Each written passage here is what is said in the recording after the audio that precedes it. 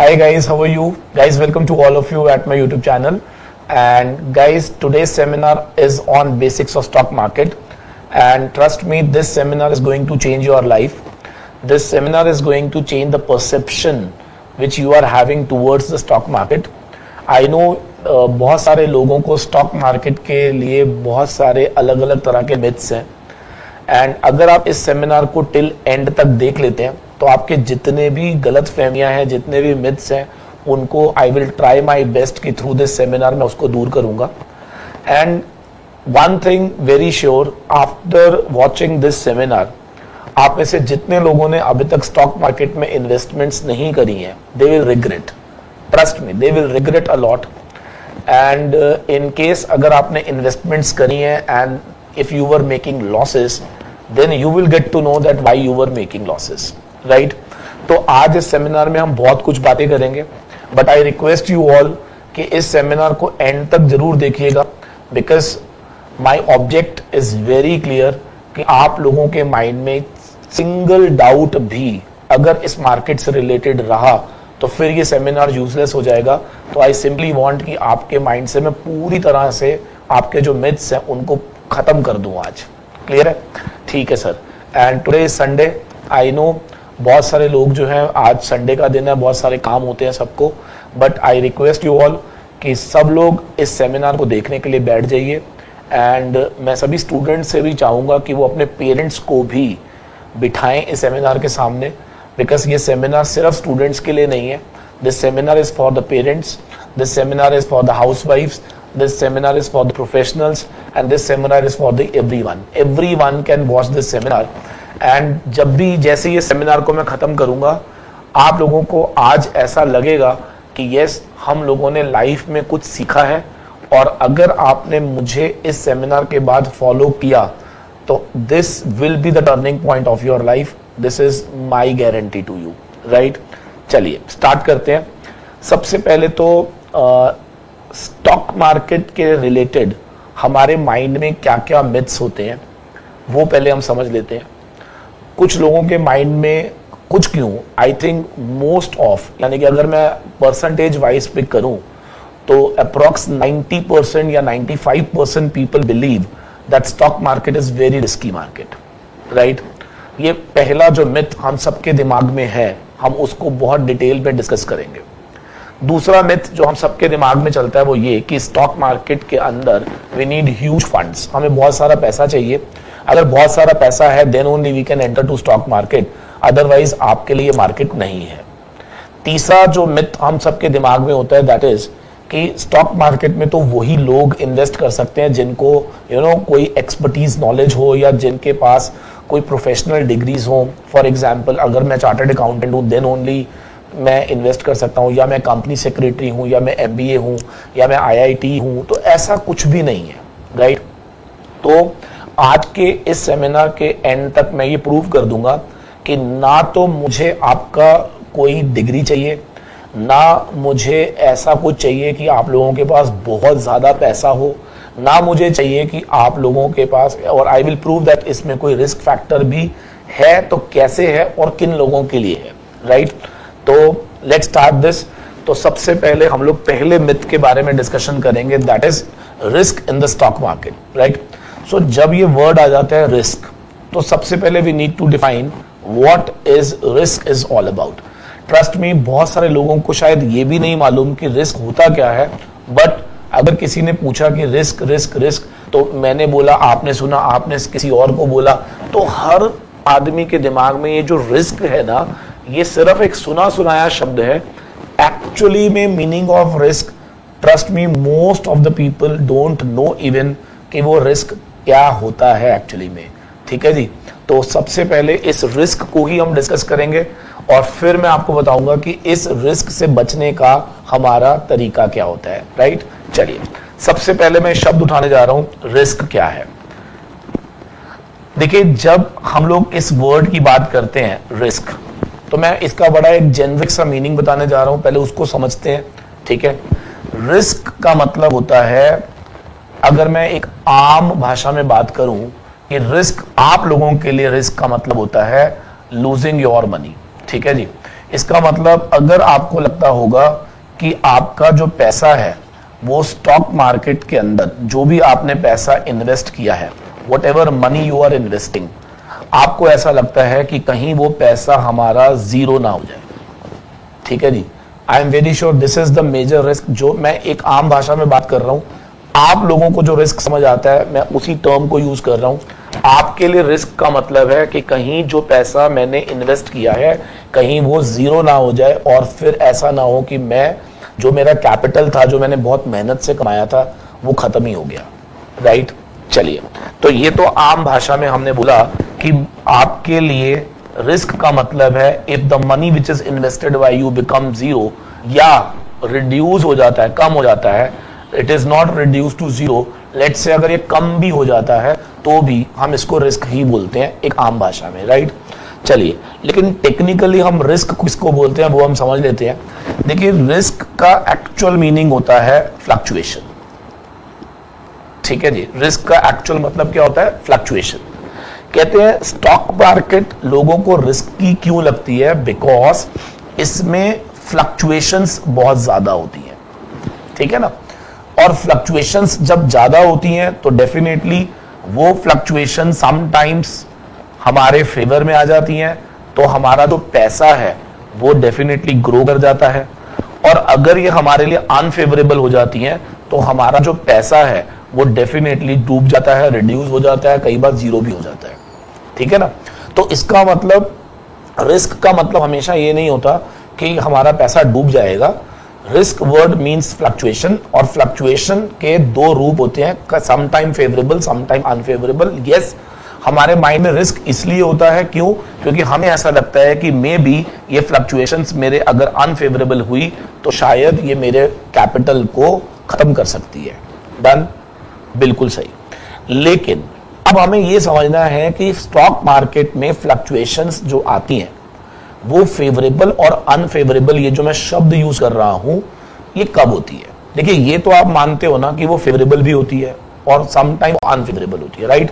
ये मैं भी मानता हूं, ठीक है। और ड्यू टू दिस मैं भी ये स्टैंड लेता हूं कि यस, स्टॉक मार्केट रिस्की होती है। यहां तक I don't have any problem, ठीक है।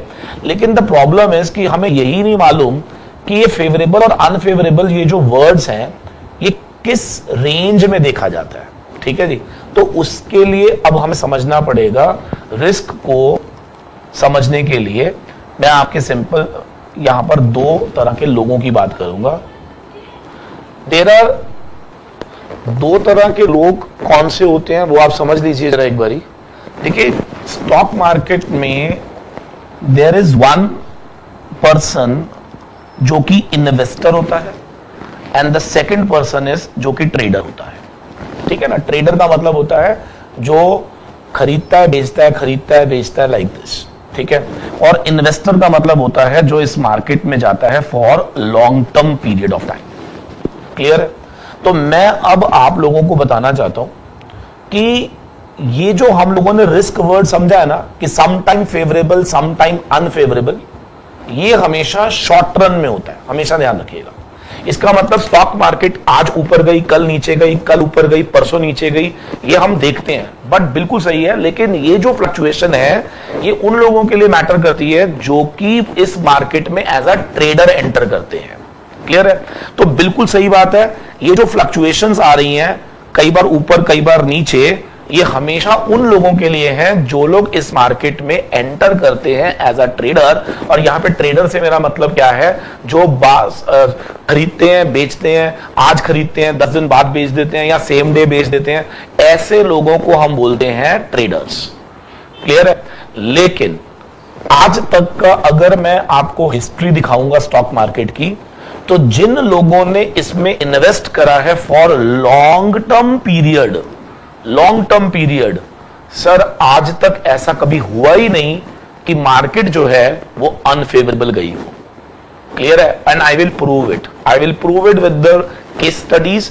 इसका मतलब ये हो गया कि लॉन्ग टर्म अगर आप इन्वेस्टमेंट कर रहे हैं तो इस मार्केट का जो फ्लक्चुएशन मैं आपको दिखाऊंगा वो हमेशा फेवरेबल ही होगा, वो कभी भी अनफेवरेबल नहीं होगा।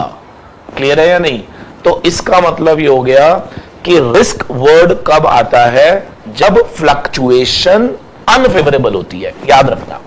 और वो unfavourable fluctuation is only for those people those who entered to the market for short run period, and definitely उस शॉर्ट रन पीरियड में अगर मार्केट एडवर्स मूव कर गई तो यस, उनके लिए ह्यूज लॉस होगा, उनका जो कैपिटल है वो इरोड हो जाएगा, खत्म हो जाएगा।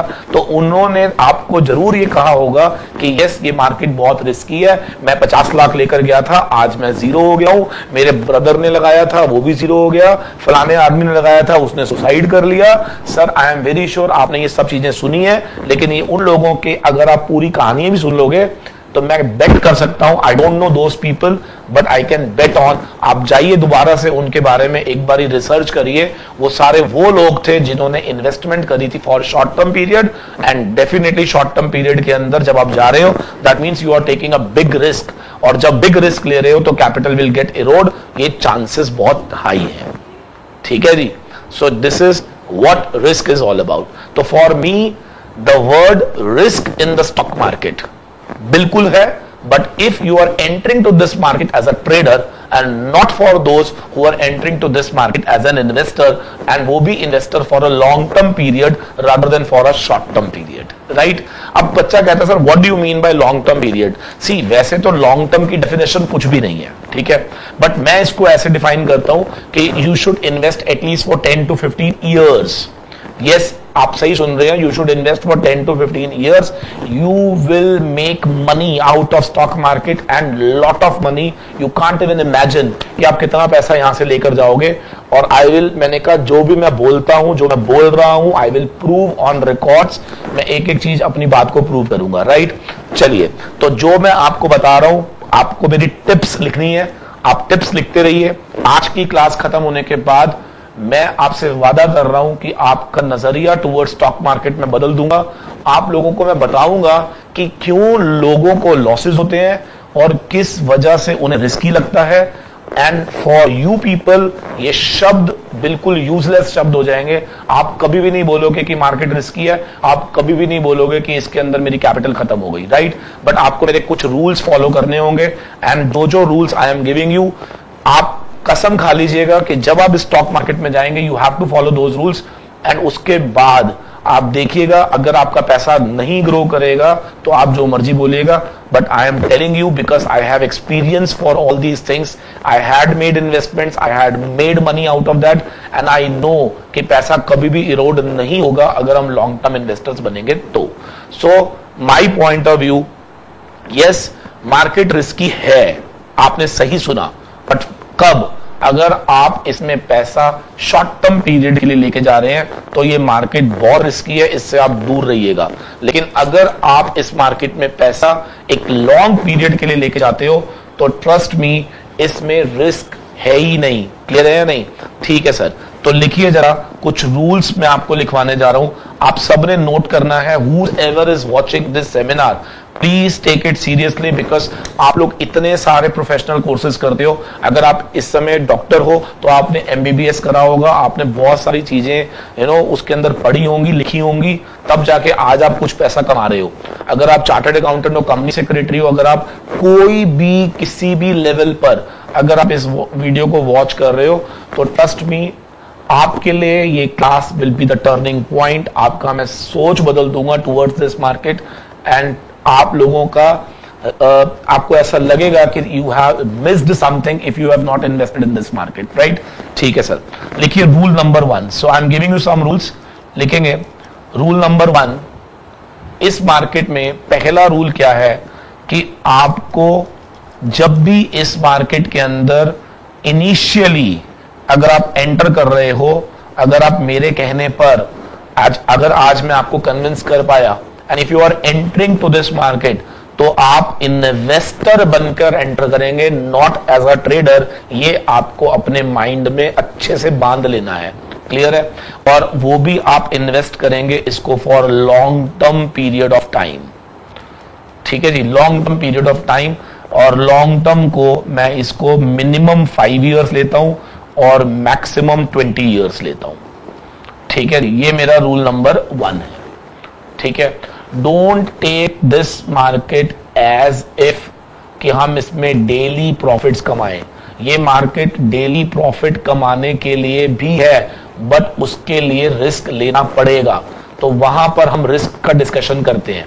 लेकिन अगर आप एक इन्वेस्टर की तरह इस मार्केट में एंटर करेंगे तो आप इमेजिन नहीं कर सकते कि आपका जो कैपिटल फॉर्मेशन होगा इस मार्केट में वो बियॉन्ड इमेजिनेशन होगा। ये मेरा वादा है आपसे, मैंने कहा मैं आज प्रूव करूंगा। ठीक है, सो आपने मेरा पहला रूल फॉलो करना है that if you are fresher beginner, और अगर आप मेरे क्लास को देखने के बाद आपने आज डिसाइड कर लिया कि okay fine, I will also invest in the stock market, so my rule number 1 is that you have to invest for a long term period, right? ठीक है sir. Second rule, rule number 2 very important rule, जिसकी वजह से लोगों को risk लगता है। देखिए, लोगों को रिस्क क्यों लगता है स्टॉक मार्केट में, उसका मैं कारण बता देता हूं। वाई? बिकॉज स्टॉक मार्केट में वो लोग वो पैसा लगा देते हैं जो वो कहीं से बोरो कर लेते हैं। फॉर एग्जाम्पल, आज if you get convinced with this seminar और आपको लगा कि नहीं यार बस अब तो मुझे इन्वेस्ट करना ही है, so what I will do now, I will borrow from someone and invest in the market. Sir no borrowings. तो इसका मतलब ये हो गया, इन्वेस्ट क्या करना है मुझे? सर सरप्लस फंड को इन्वेस्ट करना है, ना कि बोरोड फंड। सर बोरोइंग्स करके कभी भी बिजनेस में या स्टॉक मार्केट, बिजनेस तो चलो ठीक है सर्टन होता है, स्टॉक मार्केट में बोरो करके कभी इन्वेस्ट नहीं करना, ये आज आपने कसम खानी है। क्लियर है? तो मैं क्या इन्वेस्ट करूंगा सर? Surplus money. सर मुझे तो यही नहीं मालूम सरप्लस क्या होता है, क्योंकि सर मैं आपको सही बताऊं ना, मैं ना सर जितना भी कमाता हूं ना सर वो सारा खर्च हो जाता है, तो मेरा जो सरप्लस है ना सर वो ना 0 हो जाता है। बिल्कुल आप सही कह रहे हो। इनकम माइनस खर्चे सरप्लस की डेफिनेशन होती है, और अगर मेरी इनकम 10,000 है और मेरे खर्चे भी 10,000 हैं तो सर मेरे पास तो सरप्लस ही नहीं है। तो फिर इसका मतलब सर मेरे लिए ये मार्केट नहीं है क्या? सर बिल्कुल है, आपके लिए ये मार्केट है, बट आपका ये फॉर्मूला गलत है। आपका ये फॉर्मूला ही गलत है, आप फॉर्मूला गलत पढ़ रहे हो। सरप्लस निकालने के लिए इनकम माइनस एक्सपेंस का फॉर्मूला जो लगाएगा उसके लिए सरप्लस हमेशा 0 ही रहेगा, याद रखना। सरप्लस का मतलब होता है बेटा कि आपको फोर्स सेविंग करनी है। इसका मतलब income minus surplus should be your खर्चा। ये फॉर्मूला जो लोग अप्लाई करेंगे ना उन्हीं के लिए रूल 2 बनेगा। तो आपका रूल 2 क्या होना चाहिए? It should not be income minus expense surplus, because expenses की देयर इज नो लिमिट। अगर मैं आज आपको 1 लाख रुपए दे दूं तो आप 1 लाख खर्च कर दोगे, अगर मैं आपको 50 लाख दे दूं आप 50 लाख खर्च कर दोगे। तो इसका मतलब एक्सपेंस पे लिमिट लगाना मुश्किल होता है। तो इट इज बेटर कि हम एक्सपेंसेस को रेसिडुअल बना दें और सरप्लस को प्रायोरिटी दे दें। तो फॉर एग्जाम्पल के तौर पे अगर आज आप मुझे बोलोगे ओके सर मैं 1,000 रुपया हर महीने इन्वेस्ट करूंगा ही करूंगा, तो बेटा अगर आपकी इनकम 10,000 है तो आप समझिए कि आपको खर्च 9 करना है। तो रेसिडुअल एक्सपेंस होना चाहिए, ना कि रेसिडुअल इज योर सरप्लस। तो जो लोग फॉर्मूला ठीक लगाएंगे ना उनके लिए सरप्लस जरूर निकलेगा। आज के बाद रूल नंबर 2 ध्यान रखना है।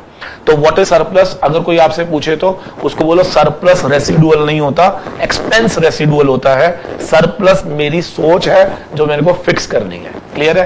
तो आप जितना भी कमाते हैं, अगर आप 1 लाख रुपए कमाते हैं, आप फिक्स करो कि what surplus you want to have with you. Let's say 5,000 2,000 जो कि आप मार्केट में इन्वेस्ट करोगे, तो उसके बाद आप बचे हुए पैसे को क्या करना? एक्सपेंस में लेके जाना। उम्मीद करता हूं गेटिंग द पॉइंट मैं क्या कहना चाह रहा हूं। क्लियर है? तो rule number 2, put in the market what money? The money which is kept by you as a surplus and not the borrowed money, right? Rule number 3, तीसरा rule, very very very important rule, very very very important rule. जितने भी दोस्त मेरे यहां पर इस class को देख रहे हैं, ठीक है, और अगर वो किसी बिजनेस या प्रोफेशन में है, बेटा कभी भी अपने बिजनेस से पैसा निकालकर स्टॉक मार्केट में नहीं डालते। ठीक है ना?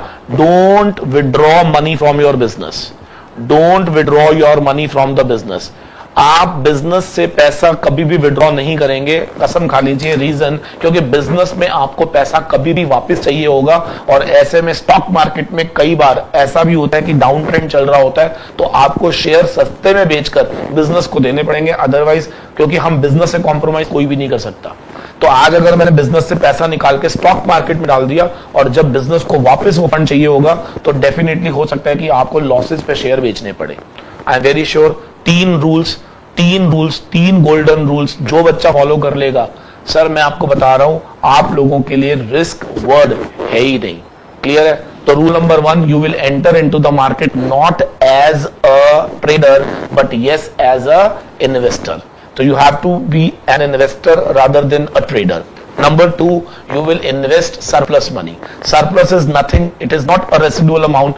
It is something which I fixed for me in advance, and expenses should be the residual amount, right? And the third one very important is borrowings नहीं करनी बच्चे, and business से पैसा कभी भी withdraw नहीं करके स्टॉक मार्केट में डालना। स्टॉक मार्केट में आप अपनी इनकम का कुछ पोर्शन डाल सकते हो।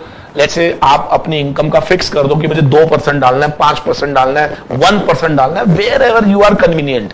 मैं ये नहीं कहता कि आप अपनी इनकम का 50% डाल दो, नो, नेवर। आप वो अमाउंट पैसा डालो जिसे डालने के बाद आपको कभी ऐसा ना लगे कि यस मुझे उसको विड्रॉ करना है इमीडिएटली। और वो फंड होता है जो कि बिना टेंशन के आप डालने के बाद भूल जाते हो। मैं एक छोटा सा एग्जांपल देता हूं। जैसे मैं मूवी देखने जाता हूं ना, तो मूवी के अंदर जब मैं अपनी फैमिली के साथ जाता हूं तो आई स्पेंड समवेयर अराउंड 2500। तो कभी ऐसा हुआ है कि रात को, कल, परसों, तरसों रोज आप इस बारे में सोचते रहते हो 2500 नहीं सोचते ना। तो आपको ऐसा ही वही वाला 2500 जो आपने वहां डाला था, आप उसी 2500 को स्टॉक मार्केट में डालने के बाद भूल जाओ, तो वही वाला पैसा जो है हमारा ग्रो करता है। क्लियर है? Very good. तो I am very sure risk avoid करने के 3 गोल्डन रूल्स। क्लियर है? ठीक है सर, डन। अब आ जाते हैं हम मिथ नंबर 2 पे। मिथ नंबर 2 पे, और मेरा सेकंड मिथ क्या है, ध्यान से देखेंगे। Lots of funds required in this market. हमें इस मार्केट में बहुत सारा पैसा चाहिए, ठीक है, बहुत सारा पैसा चाहिए। तो एक काम करते हैं, इस मिथ को हटाने के लिए पहले मैं कुछ कंपनीज की लॉन्ग टर्म इन्वेस्टमेंट की पहले मैं आपको रिटर्न्स बताता हूं क्या होती है, ठीक है ना। अगर हमने कुछ कंपनीज में अगर पैसा लगाया हो और उसका long term return till the date क्या है, वो मैं आपको कुछ केस स्टडीज के थ्रू दिखा रहा हूं। And I am, because this is seminar, I can't show you the case study of every share, but yes 1-2 shares की केस स्टडीज मैं आपको दिखा रहा हूं। और उसके बाद यू विल रियलाइज कि लॉन्ग टर्म के अंदर जितना भले ही मार्केट ऊपर गई हो, नीचे गई हो, लेकिन एंड में आप पैसा कमाकर ही निकलोगे, ये मेरा गारंटी है। और ये मैं आपको एक केस स्टडी से प्रूव करने जा रहा हूं, ठीक है जी। आइए देखते हैं जरा। फिर जैसे ही वो केस स्टडी समझ आएगी, फिर मैं आपको लॉट्स ऑफ फंड्स रिक्वायर्ड का उससे कनेक्शन दिखाऊंगा, ठीक है। ठीक है सर, चलिए अब मैं आपको दिखाता हूं एक case study which is very interesting. और मैंने पहले ही बोला कि ये केस स्टडी जो है मैं आपको दिखा तो रहा हूं, लेकिन ऐसी बहुत सारी केस स्टडीज है हमारे पास, ठीक है। चलिए एक बार देखते हैं जरा। देखिए हम लोगों ने ना एक शेयर उठा लिया इन्फोसिस का, ठीक है। इन्फोसिस का एक शेयर मैंने ले लिया, and I will simply tell you कि इन्फोसिस में जब किसी ने कोई इन्वेस्टमेंट करी होगी तो उसका आज वो फंड कितना हो गया होगा और वो कैसे हुआ होगा। क्लियर है? बिल्कुल प्रैक्टिकल बात करेंगे, कोई थियोरेटिकल बातें नहीं करेंगे। We will try to understand each and every terminology in detail. Clear है? ठीक है सर। अब देखिए ईयर 1993 के अंदर शेयर का प्राइस ऑफ इन्फोसिस 145 का था। इसकी फर्स्ट टाइम लिस्टिंग हुई थी बच्चे स्टॉक मार्केट के अंदर, और 145 रुपए का इसका शेयर प्राइस था, ठीक है जी। ठीक है सर। और मान लेते हैं कि उस समय आपने 100 शेयर खरीदे और 14,500 रुपए की आपने इन्वेस्टमेंट करी, और अब आप सो गए घर जाके, खत्म, फिनिश। इसका मतलब 1993 में अगर आप में से किसी ने 14,500 रुपए का इन्वेस्टमेंट करा होता इन द इन्फोसिस, तो आज उसकी वर्थ क्या होती, बस प्रैक्टिकली समझेंगे। मैं जो जो दिखाऊंगा वो बिल्कुल रियलिटीज है, इसमें कुछ भी फेकनेस नहीं है। आपको मैं जो भी दिखाऊंगा आप चेक कर सकते हो, ऐसा हुआ है, ठीक है। ठीक है सर। 14,500 रुपए मैंने इन्वेस्ट करे 1993 और मैंने 100 शेयर मैंने खरीद लिए। अब हुआ ये कि कंपनी ने 1994 के अंदर बोनस इशू दिया 1:1। देखिए बोनस का मतलब होता है एडिशनल शेयर्स, 1:1 का मतलब होता है for every 1 share held company ने एक एडिशनल शेयर आपको दे दिया। तो बस इतना बता, और वो भी विदाउट एनी कॉस्ट। तो बस इतना बता दीजिए कि मेरे पास पहले 100 शेयर थे, ड्यू टू दिस बोनस क्या 1:1 का मतलब 100 पे 100 अगर मुझे मिला तो क्या मेरे पास नंबर ऑफ शेयर 200 हो गए अपने आप? सिंपल, ठीक है सर। 1997 में कंपनी ने फिर से 1:1 का बोनस दिया। इसका मतलब अगर आपके पास एक है तो आप एक और ले लीजिए, तो मेरे पास तो 200 थे, तो वो शेयर कितने हो गए? 400।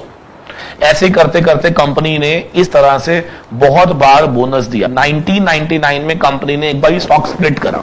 स्टॉक स्प्लिट का मतलब होता है उसकी face value of the share 10 रुपए थी, उसने उसको रिड्यूस करके 5 किया।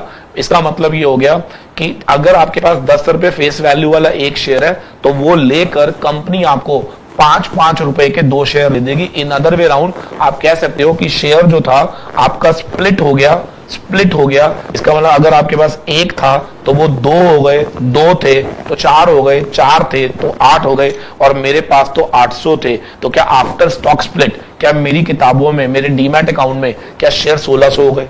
बिल्कुल सही सर। इसके बाद ऐसे करते करते कंपनी ने 3:1 का मतलब होता है 3 shares bonus for every 1 share held. अगर आपके पास एक है तो कंपनी 3 दे देगी, तो 1600 पे 4800 बोनस आए, तो 6400 like this company back to back bonus देती रही। और अगर आपने 100 शेयर खरीदे थे ना, तो आज आपके पास 1,02,400 शेयर आपके डीमैट में पड़े होते। आपने कुछ नहीं करा बेटा, आपने सिर्फ 100 शेयर खरीद के छोड़ दिए थे, और वो ऑटोमेटिकली अपने आप बढ़ते जा रहे हैं। और आपके नंबर ऑफ शेयर अब आपके डीमैट में कितने होते? 1,02,400। एंड मेरे बच्चे आज उसकी करंट वैल्यू 675 है टुडे।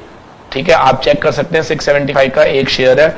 1,02,400 शेयर बन जाते 6,91,20,000 रुपीज के। इसका मतलब 14,500 रुपए अगर आपने उस समय लगाए होते तो आज आपके पास पैसा होता 6,91,20,000 रुपीज, यानी कि आप करोड़पति होते। एंड वन थिंग जो मैं इसमें मिस कर रहा हूं, और वो है डिविडेंड्स। कंपनी का डिविडेंड रिकॉर्ड इतना जबरदस्त है कि कंपनी ने बैक टू बैक इतना ज्यादा डिविडेंड डिक्लेयर किया है कि वो आपकी एनुअली इनकम आपको अलग भी दे रहा था apart from this appreciation. So इसका मतलब along with this appreciation company was also giving you क्या? Back to back dividends. और वो डिविडेंड इनकम भी कहीं ना कहीं मेरे रिटर्न्स का पार्ट था। But for the timing what I did, I ignore that dividend. मैं 2 मिनट के लिए डिविडेंड को छोड़ देता हूं, तो भी 14,500 की रकम बढ़कर हो गई 6,91,20,000, मीनिंग देयर बाय 7 करोड़ के around. Now my question to you कि अगर ऐसा है तो इसका एनुअल ग्रोथ कितना है? इसको बोलते हैं CAGR, compound annual growth rate. और ये कैसे निकालते हैं? डेफिनेटली मैं एक कोर्स लॉन्च करने जा रहा हूं जिसके अंदर मैं ये सारी चीजें आपको सिखाऊंगा। फिलहाल मैं आपको सिंपली बता देता हूं कि इसका CAGR जो है 36.8456% है। इसका मतलब इन 27 ईयर्स के अंदर इन्फोसिस कंपनी ने प्रत्येक ईयर, एवरी ईयर, जितना मर्जी अप डाउन मार्केट इन 27 सालों में आप समझ सकते हो, बहुत बार ऊपर गई होगी, बहुत बार नीचे गिरी होगी, बहुत बार क्राइसिस आए होंगे, बहुत बार बूम पीरियड्स आए होंगे। Doesn't matter. क्या सभी चीजों को देखते हुए स्टिल क्या मेरा पैसा ग्रो करा every year by what rate? 36.8456%। Sir 36% growth आप इमेजिन कर सकते हो? आपका बैंक आपको देता है 6% ग्रोथ एवरी ईयर, 6%, 6.5%, 7%, राइट? और यहां पर you are getting a growth of 36%।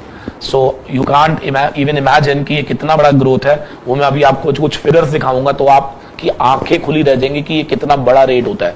Clear है? ठीक है सर। अब आ जाओ जरा नेक्स्ट पे। एक बच्चा कहता है सर एक बात बताओ, आप 93 की बातें कर रहे हो। सर 93 तो बहुत पुराना है ना। अब इतना पुराना हम लोगों ने अगर इन्वेस्टमेंट करा होगा, सर मैं तो पैदा भी नहीं हुआ था, क्योंकि आई नो कुछ व्यूअर्स मेरे ऐसे भी हैं जो इस समय उनकी एज ही 20 साल है, तो वो कह रहे हैं कि सर इस एग्जाम्पल का हम क्या करें, रिग्रेट भी करके क्या होगा, क्योंकि 93 में तो हम थे ही नहीं। हमें तो बस अपने पापा को देख के गुस्सा आ रहा है कि उन्होंने 93 में पैसा क्यों नहीं लगाया था, राइट? चलो कोई बात नहीं। अब मैं कुछ ऐसा एग्जाम्पल दूंगा जिसमें तुम्हें तुम पर भी गुस्सा आएगा। आओ देखते हैं कैसे। देखिए, अब मैंने सेम इन्फोसिस के अंदर केस स्टडी 2 बनाई जिसके अंदर भूल जाओ 93 को, मान लेते हैं 93, वाकई में बहुत पुराना ले लिया मैंने। लेट्स से कि अगर 2004 में इन्वेस्टमेंट की होती तो क्या होता, ठीक है। चलिए अब देखते हैं 2004 में क्या हुआ। 2004 में ना इसका शेयर प्राइस जो था ना वो 78 रुपीज था, ठीक है। 1 अप्रैल 2004 78 रुपीज था। और मैं एक बहुत लो फिगर ले रहा हूं, ठीक है। अगर आप चाहो तो इस फिगर्स को बढ़ा भी सकते हो। सपोज मैंने 200 शेयर खरीदे और 15,600 रुपए की इन्वेस्टमेंट करी। हालांकि आई hope so you can understand कि यहां पर 2004 में मुझे इन्वेस्टमेंट बढ़ानी चाहिए, बिकॉज 93 में अगर मैं 14,500 की कर सकता था तो 2005 में तो मुझे कम से कम 1,56,000 लेना चाहिए। बट एनीवेज, ये आप जितनी मर्जी जीरो बढ़ाते रहना, उतनी जीरो आपके आंसर में बढ़ती चली जाएंगी, ठीक है ना। चलिए मैं प्रिज्यूम कर लेता हूं कि आपने 15,600 ही लगाया है, राइट। अब 15,600 लगाकर आपने सोना है बस। इसका मतलब जब मैं स्टॉक मार्केट का आपको ये सेमिनार दे रहा हूं तो मैं आपको ये कभी नहीं कह रहा कि इस पैसे को कमाने के लिए आपको टीवी के आगे अपने आंखों को खराब करना है और बार बार आपको देखते रहना है कि स्टॉक मार्केट ऊपर जा रही है, नीचे जा रही है, ऊपर जा रही है, नीचे जा रही है। ध्यान रखना, इन्वेस्टर्स के लिए मार्केट को डेली इस तरह से स्टडी करने की जरूरत नहीं होती है, ध्यान रखना, ठीक है ना। इन्वेस्टर्स के लिए सिर्फ 2 बातें ध्यान रखनी होती हैं। पहला, you have to select the good company, selection of good company, बस ये यहां तक आपका होमवर्क है। जब आपने गुड कंपनी को सिलेक्ट कर लिया तो बस उसमें पैसा लगा के आप भूल जाओ, उसके बाद आपने उसको देखना ही नहीं है। मेरा पॉइंट समझ आ रही है? आपने उसको देखना ही नहीं है, पैसा लगाओ and then just ignore it. I hope so getting the point मैं आपको क्या कह रहा हूं। सो आपने इन कंपनीज के अंदर बस पैसा लगा के भूल जाना है, ठीक है ना। आपको डेली आपको स्टॉक मार्केट के अंदर जाके टीवी नहीं देखना और बार बार अपना बीपी ऊपर नीचे नहीं करना कि मार्केट नीचे गिरेगी मार्केट। आपको तो अपना एक पीरियड फिक्स करना है कि मुझे आज से 20 साल बाद ही चेक करना है कि मेरा शेयर कितना हो गया। और मैं बड़े सारे एग्जाम्पल दे रहा हूं, आप देखना कि कितना कितना ग्रोथ आया है। चलिए अब मैं बात करता हूं, 13 अप्रैल को कंपनी ने बोनस दिया, 14 अप्रैल 2006 को फिर से बोनस दिया, 2014 में भी दिया, 2015 में भी दिया, और रीसेंट बोनस जो कंपनी ने दिया था दैट वाज इन 2018।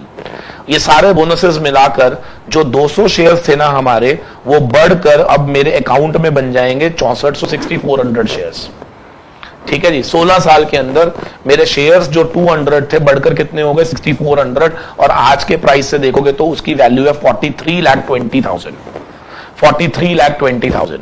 क्लियर है? हालांकि मुझे वैसे करना ये चाहिए था, आप लोगों को और इन्फ्लुएंस करने के लिए मुझे यहां पर 2000 शेयर खरीदवाने चाहिए थे, ठीक है। और जब मैं 2000 शेयर खरीदवाता तो डेफिनेटली मेरी इन्वेस्टमेंट हो जाती 156, और ऐसे में डेफिनेटली मेरे पास नंबर ऑफ शेयर होते 64,000 और एक जीरो यहां पे और लग जाती, तो मैं ऐसे बोलता कि 1,56,000 अगर आपने 2004 में इन्वेस्ट करे होते तो ये पैसा आज हो जाता 4,32 लाख रुपीस। आई होप सो अगर किसी ने भी 2004 में, अगर आपके पेरेंट्स ने, ग्रैंड पेरेंट्स ने अगर आपके लिए कोई प्रॉपर्टी ली हो तो प्लीज चेक कर लेना कि वो प्रॉपर्टी आपने 2004 में कितने की ली थी। आई am not talking about the property जिसमें आप रह रहे हो, वो तो मैंडेटरी थी, स्टॉक के ऊपर तो ना रह लेते हैं, तो वो प्रॉपर्टी तो लेनी थी। उसके अलावा अगर आपने कोई इन्वेस्टमेंट के लिए प्रॉपर्टी ली थी ये सोचकर कि हम लोग रेंटल इनकम अर्न करेंगे, सब कुछ अर्न करेंगे, तो देख लेना वो प्रॉपर्टी कितने की थी और आज कितने की है। और यहां पर ये प्रॉपर्टी यानी कि स्टॉक कितने का इन्वेस्टमेंट था 156, और आपको मिलता 4,32,00,000। मैंने एक एक जीरो बढ़ा दिया है, राइट। और इसका CAGR था 42.117%। इसका मतलब 27 साल का जब हमने एवरेज निकाला तो कंपनी ने एवरेजली 36 पॉइंट समथिंग दिया। 16 साल का जब हमने निकाला तो कंपनी ने 42% के अराउंड CAGR दिया। तो दिस इज व्हाट, अच्छा मैं बार बार रिपीट कर रहा हूं, I am missing the dividends, I am ignoring the dividends, because dividend income भी अपने आप में बहुत अच्छी इनकम थी जो कि इन्फोसिस ने दी थी, और वो भी अच्छी खासी डिविडेंड इनकम दी थी। मैं ये नहीं कहूंगा कि वो मार्जिनल इनकम थी, but still I am ignoring it because मैं इतना ज्यादा घुसना नहीं चाह रहा, because I simply want to convince you कि कैपिटल गेन में अगर आप कन्विंस हो जाओगे तो आप समझ लो कि अगर इससे कुछ ज्यादा मिल रहा होगा तो मैं नहीं बता रहा तो कोई बात नहीं, आप समझ लेना इसका मतलब और भी कुछ मिला था, ठीक है। बट अगर मुझे यही ज्यादा लगेगा तो फिर मेरे ख्याल से सेमिनार का पर्पस जो है वो मेरा क्लियर हो गया है, ठीक है जी। तो इसका मतलब 2 केस स्टडीज में हमने एक चीज तो नोटिस करी, 27 साल इन्वेस्टर भी करोड़पति बना, और जिसने इन्वेस्ट करा जस्ट फॉर 16 साल, क्या वो भी करोड़पति बना? मार्केट इन 16 सालों में भी बहुत बार ऊपर गई, बहुत बार नीचे आई, बट ट्रस्ट मी, पैसा इसका ग्रो करा है, ये मैंने आपको प्रूव कर दिया। This is one stock I am talking about. I can give you more example. I can give you example of Wipros. I can give you example of TCS, ITC, Reliance Industries. कोई ऐसी company नहीं है जिसने long term growth के अंदर आपका पैसा डुबो दिया। तो फिर ये कहना कि स्टॉक मार्केट में पैसा डूब जाएगा, प्लीज आज के बाद इसको मत बोलिएगा। ये उन लोगों को बोलने दीजिए जो इस मार्केट के अंदर एज अ ट्रेडर एंटर करते हैं, और वो भी विदाउट नॉलेज।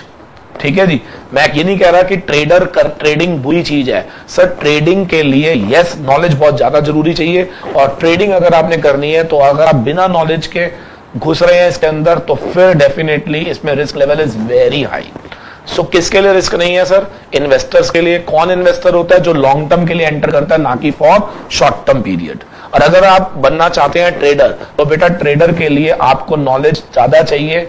उसमें हमें टेक्निकल एनालिसिस, फंडामेंटल एनालिसिस, हर चीज को बहुत इन डेप्थ स्टडी करने के बाद ही हम लोग ट्रेडर बन सकते हैं। बट यस, आज इस सेमिनार का ऑब्जेक्टिव आप लोगों को इन्वेस्टर बनाना है, ना कि ट्रेडर।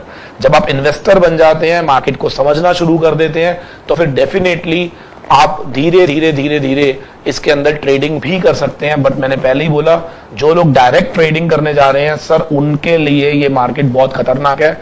तो मेरा सजेशन है, become investor, know about the market, know about the fundamental analysis of the stocks, and then धीरे धीरे enter to the technical analysis portion, and then you can become a trader also, right? So trading मैं बिल्कुल oppose नहीं कर रहा, but yes, seminar के अंदर मैं कभी भी ट्रेडिंग को यहाँ पर नहीं आपको प्रमोट करता, बिकॉज मैं नहीं चाहता कि आपका हार्ड अर्न मनी जो है वो खराब हो जाए, वो लॉस हो जाए। वैसा मेरी कभी भी इंटेंशन नहीं है। यस, अगर आप ट्रेडर बन रहे हो, अगर आप एज अ ट्रेडिंग एंट्री करोगे, तो बच्चे probability of losing the money is very high. So I will never suggest my any viewer to start with a trader, with a trading, rather than I want you people to become investor first. But yes, धीरे धीरे when you will learn about this market, then you can convert yourself to the trader, because knowledge जब बढ़ जाती है तो trader भी बहुत profit कमा लेते हैं। बट यस, उसमें रिस्क भी होता है, इसमें कोई दो राय नहीं है। क्लियर है? चलिए, तो ये मैंने आपको दो एग्जाम्पल दिए। अब मैं आपको इतना डिटेल में तो सारे एग्जाम्पल नहीं दे सकता, बट मैं कुछ एक दो एग्जाम्पल आपको दूंगा, आप जरूर चेक करेंगे। 1 अप्रैल 2004 में अगर आपने इन्वेस्ट करा होता 15,300 किसमें? विप्रो में, तो आज आपकी वर्थ होती 9,81,456 रुपीज। अगर मैं इसमें एक जीरो बढ़ा दूं 153, तो यहां पर होती 98 लाख। क्लियर है? और इसका CAGR आया 29.54%। इसका मतलब 16 साल में विप्रो ने जो रिटर्न दिया है दैट इज 29.54%। ठीक है? अब ये कैसे हुआ? डेफिनेटली उसके अंदर मैंने सारे बोनसेस, स्टॉक स्प्लिट्स कंसिडरेशन में लिए होंगे, तब जाके मैंने ये फिगर कैलकुलेट करी है, राइट? ठीक है। ऐसी अगर मैं रिलायंस इंडस्ट्रीज की बात करूं, तो रिलायंस इंडस्ट्रीज ने पिछले 16 साल में CAGR दिया है 27.25%। And again I am telling you, whatever CAGR I am telling you, this is not, I am not considering dividend incomes. Dividend income are apart from this CAGR। तो definitely अगर मैं वो भी ले लेता हूं, तो क्या वो इसमें ऐड ही होगी और वो और ज्यादा बढ़ जाएगी। क्लियर है? ठीक है सर। तो इस तरीके से व्हाट वी सॉ नाउ, कि अगर हम लॉन्ग टर्म में जा रहे हैं और अगर हम अच्छी कंपनी को सिलेक्ट कर लेते हैं और एक बार पैसा डालकर छोड़ देते हैं, तो मेरे बच्चे, आप लोगों का जो पैसा है वो डेफिनेटली कहां जा रहा है, किस रेट पे ग्रो कर रहा है, क्या वो हमने देखा? बिल्कुल देखा सर। तो अब हम ये मान के चल रहे हैं कि अलग अलग कंपनीज का ग्रोथ रेट अलग था। किसी ने दिया 42, किसी ने 36, किसी ने 29, किसी ने 27। ये मैंने आपको 3-4 स्टॉक्स के बारे में बताया, और अगर मैं आपको और भी बताऊंगा तो यू विल सी ऑलमोस्ट सब अच्छी कंपनीज ने 26 CAGR से ऊपर ही दिया है। ठीक है जी? तो ये मेरा पॉइंट खत्म हो गया।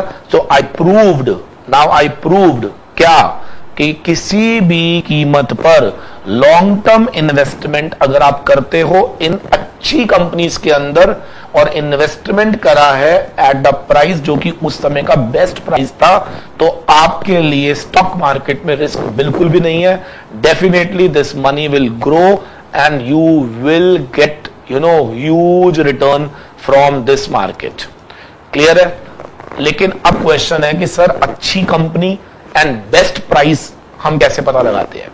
देखिए, अच्छी कंपनी और बेस्ट प्राइस पता लगाने के लिए you should know fundamental analysis of that stocks. Companies का फंडामेंटल एनालिसिस आपको आना चाहिए, then only you can select a company and then only you can select कि when this will be the best price to buy, right?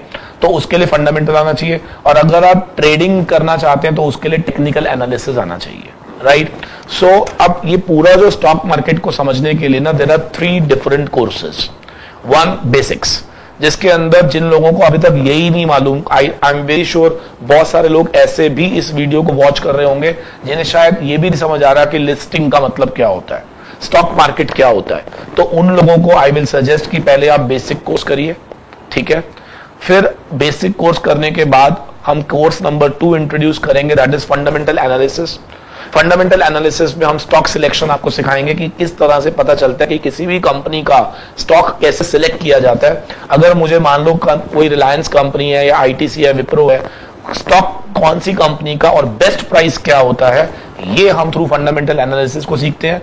और अगर आप trading में जाना चाहते हैं तो आपको फेज 3 यानी कि थर्ड कोर्स का नाम टेक्निकल एनालिसिस, ये आपको करना पड़ेगा। So we have 3 different courses guys. हम लोगों ने chartered accountancy, company secretary, MBBS, MBA, इतना ह्यूज मनी आप उन लोगों को दे रहे हो, इतना पैसा इन्वेस्ट कर रहे हो, और उसके बाद one thing is very sure, end of the day everybody want to make money out of these things. Knowledge तो हम ले ही रहे हैं, साथ साथ हमारा इंटेंट यही है कि हम आगे जाके पैसा कमाएंगे। तो guys, I am telling you, you have to make a very small investment in these 3 courses. One is fundamental, one is technical, and उससे पहले basics. So अगर ये 3 courses के अंदर आप लोगों ने knowledge gain कर लिया, तो sir, I am telling you, you will have one separate income for you, जिसको आपके main income से कोई लेना देना नहीं है. If you are a doctor, do whatever you are doing. Side by side, you can start your investment in the stock market. If you are a chartered accountant, company secretary, do what you are doing, but side by side थोड़ा पैसा आप कहाँ invest करो? In the stock market. Clear है? चलिए, तो I am very sure पहला myth आपका पूरी तरह से मैंने खत्म कर दिया है। Now coming to second myth, that is lots of funds required. अब मैं आपको दिखाने जा रहा हूं आपकी वैल्यू ऑफ मनी। आपकी वैल्यू ऑफ मनी यानी कि आप लोगों को शायद आपको आपके पैसे की पावर का अंदाजा नहीं है कि your money is so powerful कि आप सोच भी नहीं सकते कि how powerful your money is, right? And that is why you people are not even knowing the value of 500 और 1000 rupees. So I will show you the power of your money and then I will show you कि अगर आपके पास 1000 रुपया भी है ना, that can be converted to crore of rupees. ये मैं अब आपको दिखाने जा रहा हूं, ठीक है जी? आइए देखते हैं।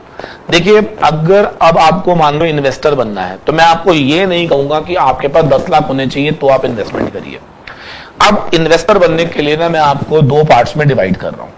या तो आप कैटेगरी 1 में आ जाइए या आप कैटेगरी 2 में आ जाइए। आप डिसाइड कर लीजिएगा कि आप कौन सी कैटेगरी में आना चाहते हैं, ठीक है? सर कैटेगरी 1 कौन है और कैटेगरी 2 कौन है, मैं आपको बताता हूं। कैटेगरी 1 में मेरे वो लोग हैं जो एक साथ इन्वेस्ट नहीं कर सकते, जिनको लगता है कि सर हमारे पास 10 लाख, 5 लाख, 2 लाख, 1 लाख तो नहीं है, ठीक है सर? तो कैटेगरी 1 वाले क्या करेंगे, वो एन्युइटीज क्रिएट करेंगे। एन्युइटीज का मतलब होता है कि what they will do now, वो एक रेकरिंग वे में, ठीक है ना, रेकरिंग इन्वेस्टमेंट्स करेंगे। रेकरिंग इन्वेस्टमेंट्स, अब ये रेकरिंग इन्वेस्टमेंट्स का मतलब क्या होता है कि जो कैटेगरी 1 लोग हैं उनको क्या करना है, उनको अपनी इनकम का, जो भी आप मंथली कमाते हो उस इनकम का 2%, 5%, जो भी आपको लगता हो कि जिसे आप बिल्कुल टेंशन फ्री इन्वेस्ट कर सकते हो, वो पैसा आपको पर मंथ इस मार्केट में इन्वेस्ट करना है, ठीक है जी?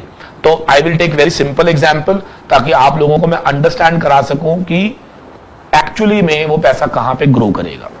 और मेरा जो सेकंड इन्वेस्टर है कैटेगरी 2, वो आदमी है जिसको लगता है कि सर मैंने अभी अभी एक प्रॉपर्टी सेल करी है तो मेरे पास ना 15-20 लाख रुपए पड़े हुए हैं, तो मैं एक ही बार में ना इस 15-20 लाख में से ना मैं 1 लाख इन्वेस्ट करके छोड़ दूंगा, मेरे पास की नहीं है कि मैं हर महीने लगाऊं। बिल्कुल सही। तो ये लोग कौन है, जो 1 टाइम इन्वेस्टमेंट करना चाहते हैं। ठीक है जी. So we have two types of investors. I am very sure you can categorise yourself either in investor 1 और 2. ठीक है. अगर आप इन्वेस्टर 1 हो तो that means you will make some monthly payments. Monthly आपने इन्वेस्टमेंट्स करनी है. और अगर आप इन्वेस्टर 2 हो तो आप वन टाइम करके छोड़ सकते हो. ठीक है. अब क्वेश्चन, सर अगर मैं मंथली हूं तो कितना मुझे हर महीने इन्वेस्ट करना है? This is my question. और अगर मैं वन टाइम करना चाहता हूं तो कितना करूं कि ये पैसा कितना ग्रो हो जाए?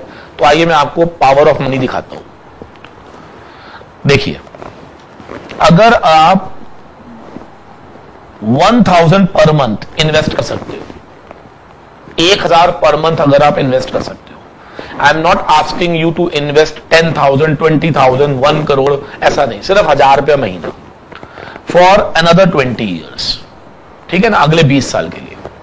सी, मैं बिलीव करता हूं कि I am to the age of 40 and I still believe कि till 60 years I will be active to my active business में मैं एक्टिव रहूंगा और उसमें मैं कमाता रहूंगा. फॉर मी स्टॉक मार्केट का जो पैसा है I will withdraw after 20 years. जब मुझे लगेगा कि मैं एक्टिवली काम नहीं कर पा रहा तो यस, मुझे फिर वहां से पैसिव इनकम की जरूरत पड़ेगी. तो फिर मैं 20 साल बाद देखूंगा.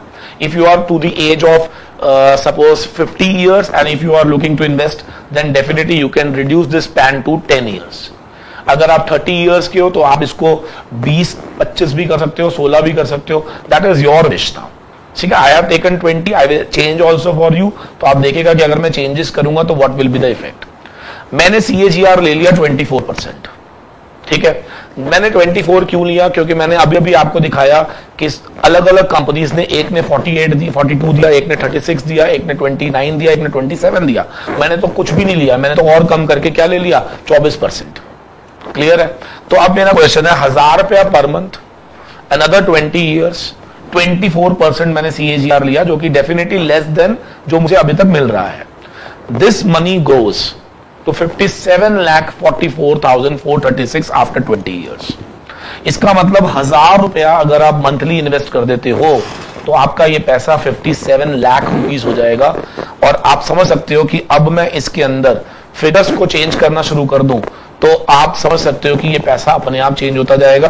फॉर एग्जाम्पल के तौर पे अगर आप मुझे ये कहते हो कि sir I can invest 5,000 rupees, तो आप चेक कर सकते हो कि this money will grow to 2,87,22,183.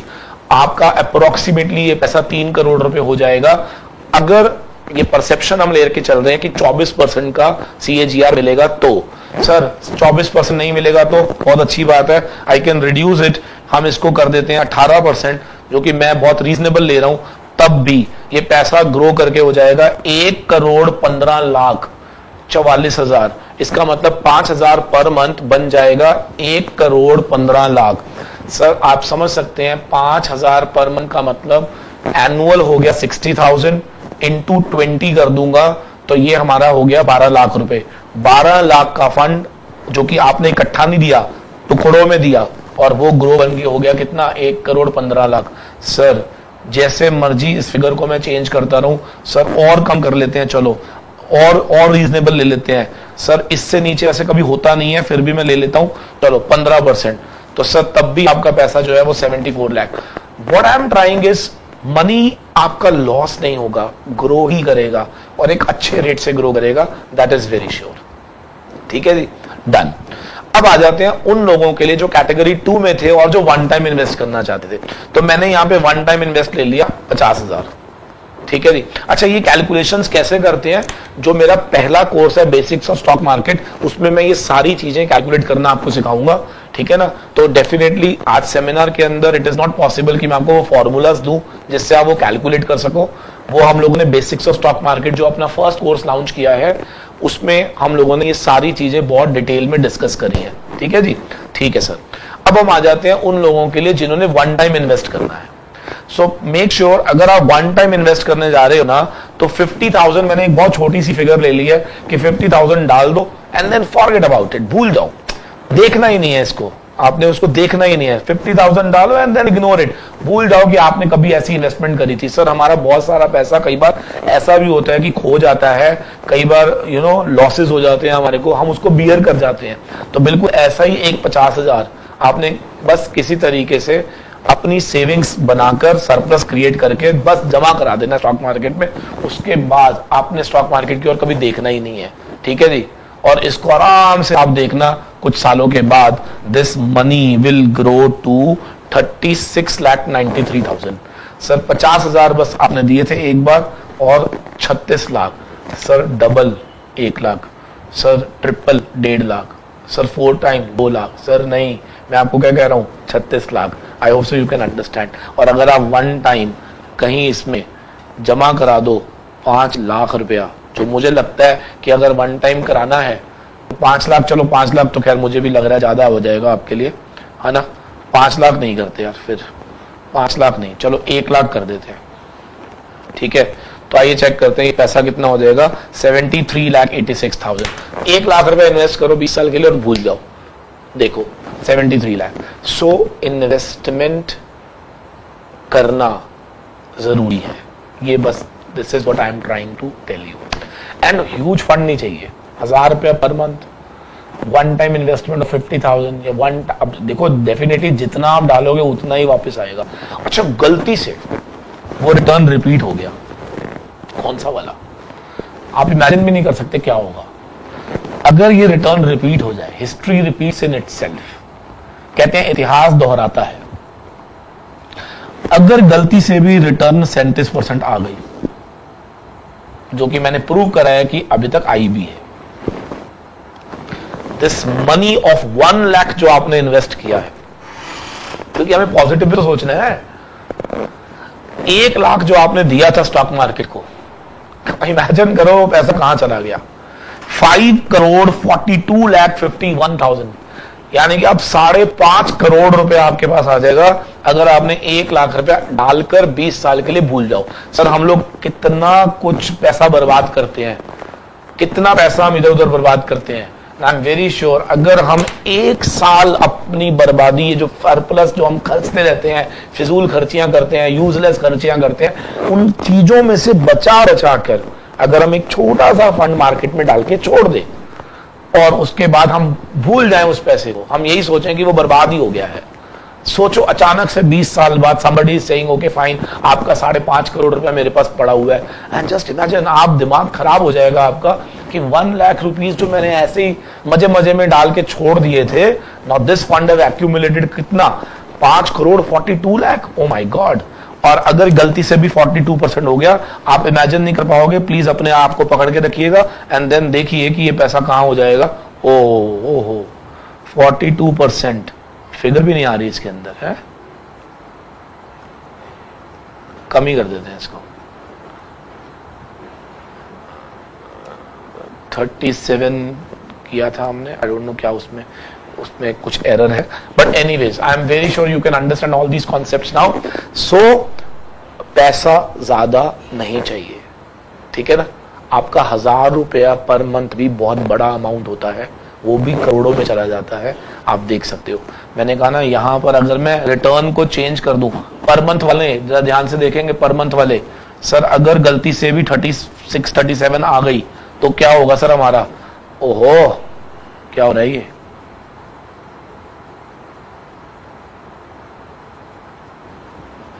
इतनी बड़ी फिगर है कि वो यहां पर कॉलम में ही नहीं लिख पा रहा। देखो जरा 30 करके देखते हैं, चलो 30 पे ही उसने, मतलब आप समझ रहे हो 10 करोड़ से ऊपर जा रही है, तभी वो यहाँ पे फिट नहीं बैठ रही।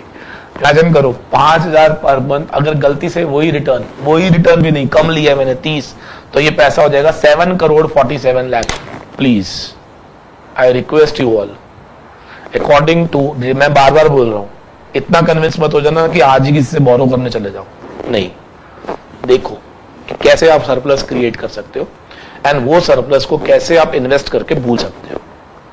वो सरप्लस आप किसी तरीके से अरेंज करो एंड डाल दो मार्केट में, ठीक है। और उसके लिए फंडामेंटल एनालिसिस, बेसिक्स, ये आपको करने जरूरी है। टेक्निकल जरूरी नहीं है आपके लिए, टेक्निकल उन लोगों के लिए जरूरी है जो ट्रेड करना चाह रहे हैं, जो डेली बेसिस पे अपनी इनकम जनरेट करना चाह रहे हैं थ्रू इंट्राडे ट्रेड्स, उनके लिए टेक्निकल। बट अभी मैंने पहले ही बोला, for beginners I will never advise to become trader, I always advise to be investor, to be on the safer side, because अगर आप शुरू में ही लॉसेस खा जाओगे तो आप इस मार्केट से बहुत दूर चले जाओगे। ये स्टॉक मार्केट सट्टा बाजार नहीं है बेटा, हमारी पूरी इकोनॉमी इस मार्केट पर बेस्ड है। आज अगर स्टॉक मार्केट हमारा ऊपर जाता है तो हमारी इंडियन इकोनॉमी ग्रो करती है, ठीक है। और हर आदमी को इसका नॉलेज होना बहुत जरूरी है। आई वॉन्ट कि इंडिया के अंदर हर व्यक्ति, वो किसी भी एज ग्रुप में आता हो, he should know about the stock market, ठीक है। तभी हम लोग अपनी इकोनॉमी को, इंडियन इकोनॉमी को ग्रो कर सकते हैं, उसमें कुछ कंट्रीब्यूट कर सकते हैं, ठीक है कि नहीं? ठीक है सर।